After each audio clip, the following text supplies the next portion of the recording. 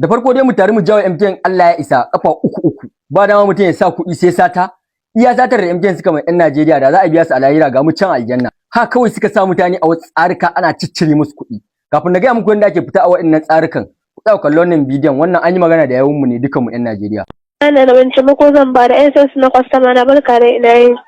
Layya kalau yanzu na sakati an jaye shi kuma ba ku san uzuri na ba. Yadda kun ka sa na bakin ciki ga rayuwa, Allah ka bakanta ma rayuwar ku MTN, Allah ka kaddaro muku bakin ciki a rayuwar ku. Allah ya isa ban yahe ba Allah ka isa min da isa tai. Na fahimci da kwastama na kin sa kati akan layin ka an jaye miki.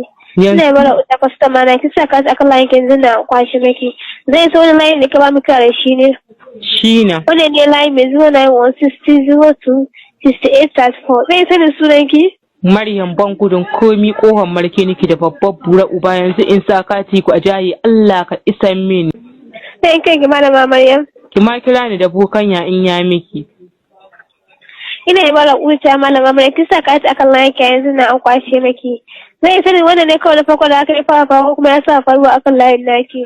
Karo na uku kuma duk sai da na kira ku kun ka ce kun cire min Allah ka isan min da isa tai wallahi in 100 ɗiggaɗe zan yahe ta ku shiga aljanna sai dai Allah ya sa duk wanda ma ya taɓa bi ta ofishin MTN wuta Allah ka isan mi duk ni tashi uzuri sai kun bakanta mini.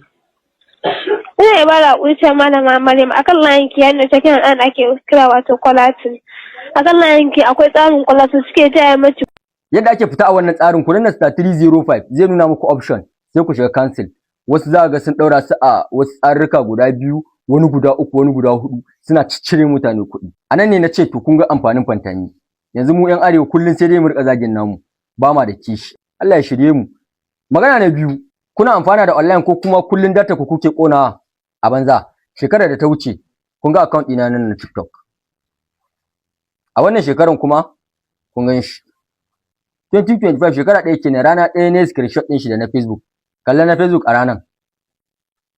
Yau kuma kalle shi.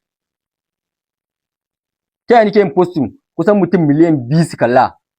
Ta yaya nake yin research in zo in kawo wasu abubuwa da mutane ba su sani ba? Ta yaya nake editing? Duka zan koyar da ku a cikin group ɗina a ƙasa da wata ɗaya.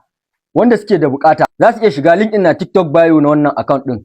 Sannan kuma ga number waya na za su iya kira na a ciki. A Facebook kuma link ɗin na comment. Allah ya bada sa'a.